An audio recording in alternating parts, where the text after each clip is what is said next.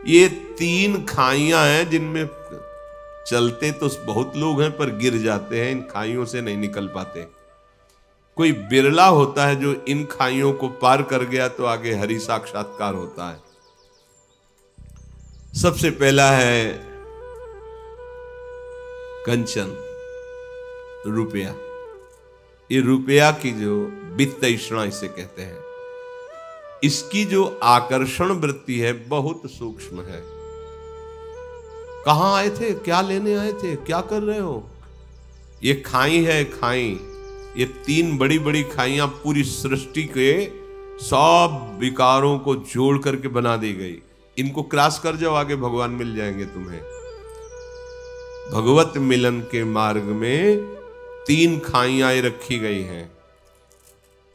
पहला है कंचन, बचो, कभी इसके स्वामी बनने की चेष्टा मत करना, सर्वनाश कर देगा ये। जो कंचन का स्वामी बनने की चेष्टा किया, अर्थ का स्वामी बनने की चेष्टा किया, वो मारा गया पक्का। ये प्रभु की वस्तु है, प्रभु का व्यवहार है, प्रभु जाने जैसे। अपने अकिंचन रहो, अपने महत्व मत रखो, अपनी गणना का सुख मत रखो। रुपए का महत्व क्या होता है? गणना का सुख। कितने हो गए? इतने इतने इतने। यही धन की प्रीता तुम्हें हरि से विमुख कर देगी। अगर आप इससे चित्त को हटाकर प्रभु में, तो देखो चक्रवर्ती सम्राट अम्बरीश जी हैं, खजाना का खजाना है। ऐसा थोड़ी कि वो बांध लिया उनको, नहीं, क्योंकि हरिनाम में प्रियता है। तो देखो उपासक, कंचन वाली खाई से बचना है, निकलना है, गिरना नहीं इसमें। कंचन कोई छोटी मोटी वस्तु नहीं है, बहुत बहुत बहुत सावधानी। फिर दूसरा है पुत्रैषणा, अर्थात कामिनी, अर्थात काम, काम भाव। ये वो बड़ी खाई है जो बड़े बड़ों को गिरा देती है।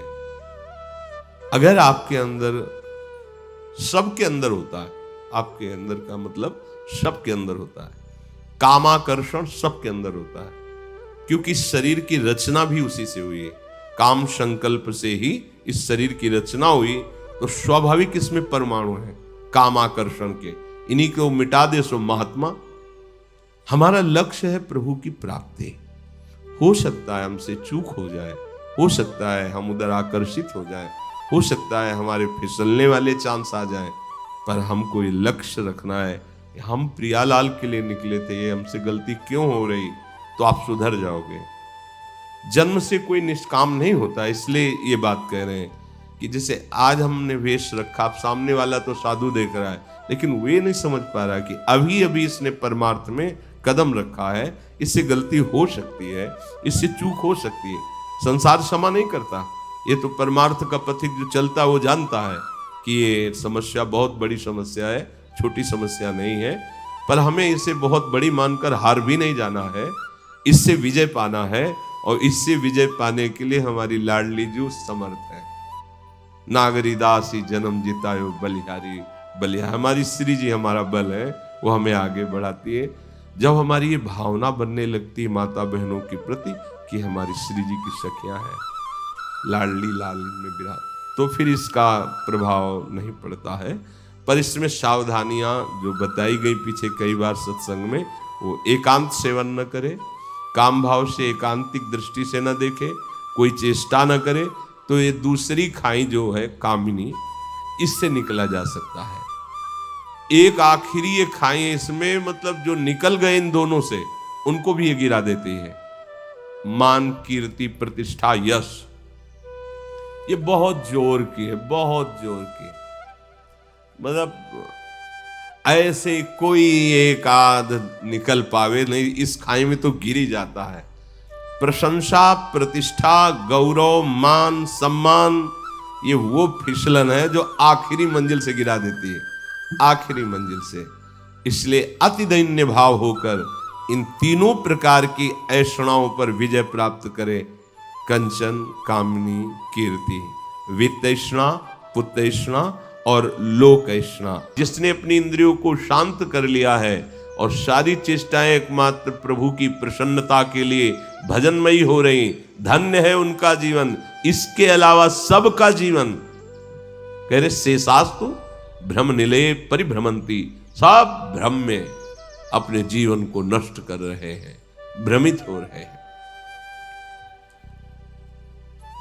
परमार्थ है शब में प्रभु का दर्शन करने की वृत्ति वाला, और अहम का स्वरूप है सबसे बड़ा बन करके हमारा नाम, हमारा यश, हमारा सिद्धांत, हमारा उपदेश अद्वितीय है।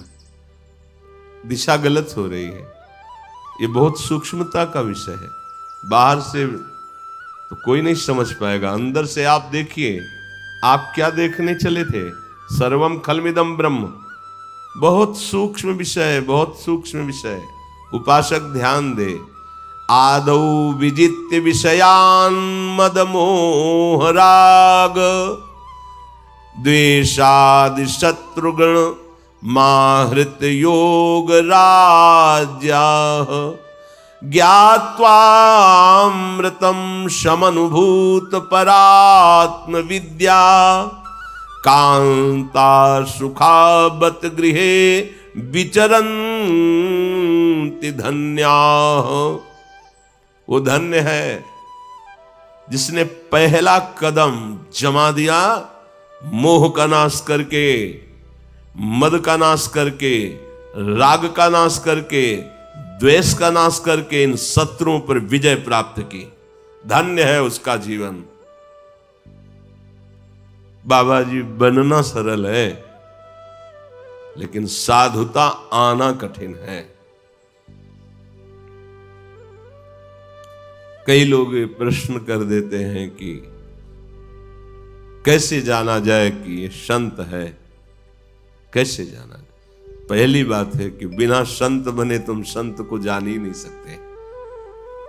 दूसरी सहज बात है, संत की पहचान की सहज पहचान होती है। जिनके संग से भगवान का रंग बढ़ने लगे, नाम रूप लीला धाम, जिनके संग से बुराइयां तुम्हारी उभर कर तुम्हारे सामने आकर चुभने लगे कि मैं बहुत नीच हूं, अब मुझे नहीं करना चाहिए, जिनके संग से हृदय शीतल हो जाए, जिनके संग से तुम्हारी मांग मिटने लगे, वो संत है। संत कभी मांग नहीं रखता। उसके संग से तुम्हारी मांग पूर्ण हो जाएगी, तुम्हारे अंदर इच्छाओं का नाश हो जाएगा। जो इच्छा रखता है वो संत कैसे हो सकता है? भोगों की इच्छा रखना, पैसे की इच्छा रखना, वस्तु की इच्छा रखना, अरे हम निकले काहे के लिए हैं? इनको कबाड़ बटोरने के लिए निकले। ये कबाड़ ही है, चाहे जितना बैंक बैलेंस कर लो, कबाड़ ही तो। मरोगे बैंक लाद के ले जाओगे। नाम रूप लीला धाम। अब यथा योग्य जैसे प्रभु चला रहे, इसका कोई महत्व तो नहीं है, कोई इसका महत्व तो नहीं है। दैववश जैसे चल रहा है, अगर इनकी आकांक्षा है, इसका महत्व है, इसकी मांग है, इसकी चाह है, चाहे जो भेष रख लो, अभी साधुता नहीं है। साधुता नहीं तो परमानंद नहीं है। आदौ विजित्य विषयान मद मोह राग, द्वेषादि शत्रुगण माहृत योग राज्या। सबसे पहले साधु को चाहिए, उपासक को चाहिए, विजित्य विषयान मद मोह राग द्वेषा। आपको जीतना है, मद को जीतना है, मोह को जीतना है, राग द्वेष को मिटा देना है, तब जाकर राज सिंहासन पर बैठता। बादशाह तो तभी होता है जब शत्रुओं को पराजित कर देता है। आपने तो अभी पराजित करने की ठाना ही नहीं है, आप तो इन्हीं की चाह कर रहे हैं। फिर कैसे आप बादशाह हो जाएंगे? बिना शत्रुओं को परास्त किए बादशाह के? चाह मिटी, चिंता मिटी, मनुआ बेपरवाह, जिनको कछु न चाहिए वो साहन के शाह। सुरपति नरपति लोकपति, जिनके भावे घास, रहे परम आनंद में तज सब ही की आस। ये बाबा, ये संत, ये साधु जगत मंगल स्वरूप है, कोई खिलवाड़ वाला नाटक वाला ये मार्ग नहीं है। और जो इनका आश्रय ले लेता है वो जगत विजयी हो जाता है। चाहे गृहस्थ में हो, चाहे जिस मार्ग, जहां संतों का आश्रय हुआ, निर्विषय निर्विकार परमानंदमय स्थिति की चाह ये अपने आप हृदय में आने लगती है। देखो उपासक, मद मोह राग द्वेष आदि शत्रुओं को जीत करके अपने स्वरूप साम्राज्य में स्थापित, हे परमानंद का मार्ग है ये, घिघियाने का मार्ग थोड़ी है। अमृत पद का अनुभव से होता है ये सब। जो इंद्रियों को शांत कर लिया, राग द्वेष पर विजय प्राप्त कर ली, वो अमृत पद में। वैराग्यवान को क्या सुख है, सम्राट भी नहीं जान सकता, देवराज इंद्र भी नहीं जान सकते। वैराग्यवान को जो सुख है, फिर अनुरागी को जो सुख है, वो तो बहुत ही अलग बात हो गई। जो वैराग्यवान है, विषयों पर विजय प्राप्त किए हुए है, उसके अंदर जो विवेक है वो ऐसा है जिससे पतिव्रता पत्नी पति को सुख पहुंचाती रहती है। ऐसे ही वो विवेक परम सुख प्रदान करता रहता है उस उपासक को। और जैसे कोई अपने घर में सुख शैया पर सोता है, ऐसे पूरे विश्व ब्रह्मांड में सुखपूर्वक अपने घर की तरह रहता है, जिसके विवेक जागृत हो गया है, जो इन दोषों पर विजय प्राप्त कर लिया है। साधुता का मतलब दोषों पर विजय प्राप्त करना है। अगर आप भगवत प्राप्त नहीं है और समाज आपके पीछे पड़ रही है, तो आपका है क्या? लुट जाओगे, लुट जाओगे। एक प्रणाम भी किसी का फ्री नहीं है, जो प्रणाम किया फ्री है, देना होगा, उसका हिसाब देना होगा आपको। अगर एक भी प्रणाम स्वीकार करते हैं तो बहुत सावधानी की जरूरत है। त्यक्त्वा गृहे रति मधो गति हेतु भूता मात्मेच्छयोपनिषदर्थ रसं पिबन्तः वीत स्पृहा विषय भोग पदे विरक्ता धन्याश्चरन्ति विजनेषु विरक्त संगाः। अधोगति को प्राप्त होता है जो शरीर रागी होता है। ये घर है, देख लो, बहुत प्यार है इस घर से, देह प्राण इसी में आसक्ति है। हम कहते हैं अपने को भगवत अनुरागी, हम कहते हैं अपने को ब्रह्मज्ञानी, और स्थिति कहाँ है? ये अधोगति का हेतु जो ये घर है, चाहे ये, इसको छोड़ करके कहीं भी भाग के जाओगे, ये तो रहेगा साथ। इससे जो मोह हो गया है शरीर से, बातें बनाना अलग बात है, ईमानदारी से देखो तुम कहां स्थित हो, प्रभु में या शरीर में?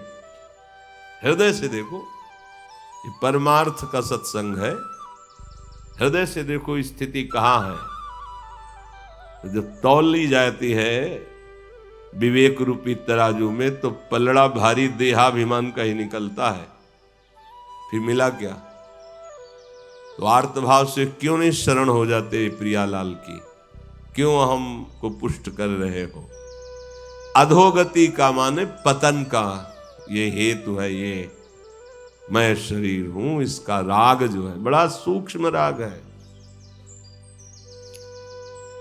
जो इस अधोगति के हेतु जो घर है, शरीर है, इसके मोह को छोड़ देते हैं। और कैसे भगवत प्राप्ति हो, बस इसी जिज्ञासा में लगे रहते हैं। निश्चित वो भगवदानंद का पान करते हैं, वो उपासक पान करते हैं। शरीर की परवाह नहीं है, सेवारत शरीर है, बिल्कुल असंग शरीर से वो हर समय नाम जब चल रहा है। और जो सेवाएं हैं इसको, ऐसे शरीर को ज्यादा दुलार मत करो। कोई तो इतना दुलार करके सजा के रखते हैं, बहुत पछताओगे। ये बहुत धोखेबाज है, इससे प्यार करने का मतलब है पतन। शरीर का राग तुमसे ऐसे पाप करवाएगा जिससे दुर्गति को प्राप्त होगी। सच्ची बात कह रहे हैं। तो सावधानी, थोड़े वचन कड़ुए लगेंगे पर दवा बढ़िया है। ये सुदर्शन चूर्ण है, सुदर्शन चूर्ण नहीं, बहुत कड़ुआ पर जड़ से बुखार नष्ट करता है। इसी पे तो फंसे हैं, इसी पे फंसे। खास बात है हमारी दुर्गति का कारण यही शरीर, और यही शरीर सदगति का कारण बन जाएगा। त्यक्त्वा गृहे रति मधोगति हेतु भूता, अधोगति प्राप्त कराने वाला ये है। इसमें आसक्त मत हो। जैसे किसी नौकर को अच्छा भोजन वस्त्र पहना दिए और रात दिन उससे काम करवाते हैं, ऐसे इसका प्रयोग करो। तुम शरीर नहीं हो। उचित भोजन, उचित वस्त्र, उचित शय्या, युक्ताहार विहारस्य युक्त कर्मश्चेष्टस, निरंतर भजन में लगाओ। शरीर के द्वारा की हुई सारे पाप भस्म हो जाएंगे। अभी आनंद की अनुभूति हो जाएगी। कह रहे हैं इसमें, जिस समय कोई अधोगति के हेतुभूत इस शरीर से मोह छोड़ करके कैसे भगवत प्राप्ति हो, ऐसी जिज्ञासा संत समागम में करके प्राप्त उपासना में रत होता है तो ब्रह्मानंद का पान करने लगता है। एक अद्भुत सुख, एक अद्भुत आनंद की अनुभूति। जिसको भगवदानंद की अनुभूति हो रही और उसकी पहचान बता रहे हैं। जिसके, बहुत ध्यान देने योग्य, जिसके हृदय में अधोगति का हेतु शरीर राग नष्ट हो गया है, संतों के संग से भगवत प्राप्ति की लालसा बढ़ गई है, वो भजन परायण भगवदानंद का स्फुरण हो जाता है। पहला लक्षण होता है वो निष्प्रिय होता है, किसी की कोई अपेक्षा नहीं रहती। ये आंतरिक लक्षण होता है। किसी के मिलने से कोई हर्ष नहीं, किसी के जाने से कोई विषाद नहीं।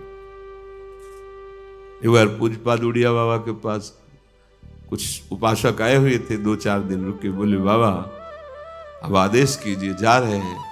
तो बोले बुलाया किसने था? जाइए। आए की हुज्जत नहीं, गए की तलाश नहीं। निष्प्रिय, देखो निष्प्रिय हो भला नहीं हो सकता है। हमारा मालिक हमसे आके पूछे, आके ये ले लो, ये ले लो, खिलौने मत लेना। अगर खिलौने ले लिए तो गोद में नहीं बैठा लेंगे, खेलते रहो खिलौने। नहीं, मुझे आप चाहिए। क्या चाहिए आपको? क्या शुभ? नहीं, सब ठीक है। ये कहना सीखो, जबान से कहना सीखो, पहले वाणी से सीखो। समस्याएं, आवश्यकताएं, चाह, ये कब दूर करोगे? क्या आपको कुछ चाहिए? कुछ नहीं चाहिए। वो खुद चिंता करके व्यवस्था करेगा। नहीं, जैसे है वैसे। मुझे श्री जी चाहिए, इस पे कोई बीच में पोलापन नहीं होना चाहिए। हम अन्य में राजी नहीं होंगे, हमें श्री जी चाहिए। श्री जी बैठा लो हृदय में। जिसके अंदर भगवदानंद की स्फूर्ति होती है। देखो, कोई कहे हम बहुत स्वस्थ हैं, डॉक्टर थर्मामीटर डाल के कह रहा है 102 बुखार है। तुम्हारे कहने से नहीं होगा, बुखार है तुम्हें। ये थर्मामीटर है परमार्थ के, इनको डाल करके हृदय में देखो। अधोगति के हेतुभूत इस घर से जिसने मोह छोड़ दिया है। गृह त्यागी किसे कहते हैं? जो शरीर राग का त्याग कर देता है। बात समझनी है, बात नहीं समझे ना, बहुत गड़बड़ है मामला पे। घर से निकले थे भगवान प्राप्ति के लिए और राजी हो गए भोगों को लेके। कितना घाटा सौदा कर लिया यार। हमारा आंतरिक वैराग्य, रोष, निखार आना चाहिए था। जब घर से निकले थे तो भोजन की भी परवाह नहीं थी, वस्त्र की भी परवाह नहीं थी, रहने की भी चाह नहीं थी, मिटने की चाह थी। मुझे भगवान चाहिए, एकमात्र भगवान। तो पूरे जीवन भर उपासक को उस दिन की याद रखनी चाहिए जिस दिन उसने कदम निकाला था भगवान के लिए, कि सिर्फ भगवान चाहिए था। बीच में कुछ भी राजी नहीं होंगे। आप बाजार लगा दो तो आपकी मौज है। हम सिर्फ आपको चाहेंगे, आपको चाहेंगे, आपको पाएंगे। दूसरी तरफ देख नहीं सकते। वैराग्यवान का जीवन इसलिए थोड़ी होता है कि वो किसी सुख की चाह रखता है। हर सुख की चाह को मिटा देना ही तो भगवत मार्ग के पथिक का भाव है।